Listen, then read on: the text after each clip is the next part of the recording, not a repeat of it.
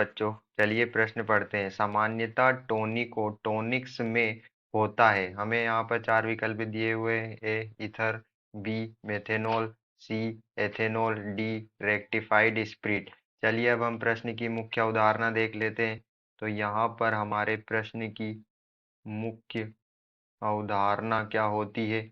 Ethanol जो होते हैं वो अविले पदार्थों को अविले पदार्थों को विलेय करने का गुण रखता है।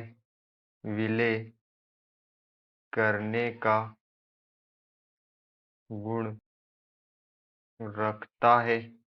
कई पदार्थ ऐसे होते हैं कई पदार्थ ऐसे होते हैं जो जल में अविलेय होते हैं और तथा एथेनॉल में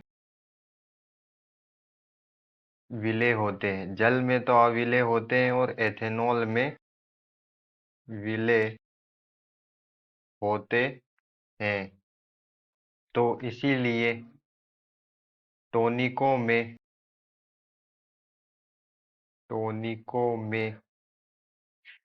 एथेनॉल की उपस्थिति होती है, क्योंकि एथेनॉल जो है अविलेय पदार्थों को विलेय पदार्थ में परिवर्तित करने का गुण रखता है। इसीलिए जो टोनिकों में एथेनॉल की उपस्थिति होती है, क्योंकि एथेनॉल जो होता है वो अविलेय पदार्थों को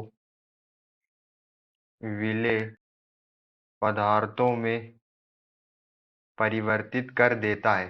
अब हम देख लेते हैं कि जो हमें जो ए दिया हुआ है ईथर, यह टोनिकों में क्यों नहीं होता? तो ईथर जो है यह सुगंधित द्रव्यों में होता है। सुगंधित द्रव्यों में पाया जाता है। सुगंधित द्रव्य में पाया जाता है, इसलिए यहाँ ईथर जो होगा वो टोनिकों में नहीं पाया जाता। यह हमारा आंसर नहीं होगा। दूसरा हमें दिया हुआ है मेथेनॉल। मेथेनॉल जो होता है वो पॉइजनस होता है, पॉइजनस जहरीला होता है, इसलिए यह भी जो है टोनिकों में नहीं पाया जाएगा। और डी जो हमें दिया हुआ है वह दिया है रेक्टिफाइड रेक्टिफाइड स्प्रिट।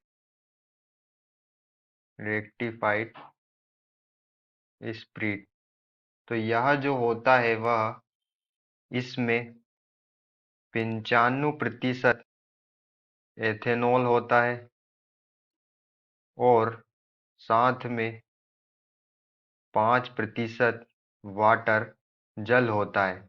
तो इसमें 5% वाटर या जल भी होता है, इसलिए यहाँ भी टोनिकों में नहीं उपस्थित होता। तो हमारे जो टोनिक होते हैं टोनिक्स, उनमें एथेनॉल की उपस्थिति होती है, क्योंकि यह अविलेय पदार्थों को विलेय पदार्थों में परिवर्तित कर देता है। आशा करते हैं आपको समझ में आया होगा। धन्यवाद।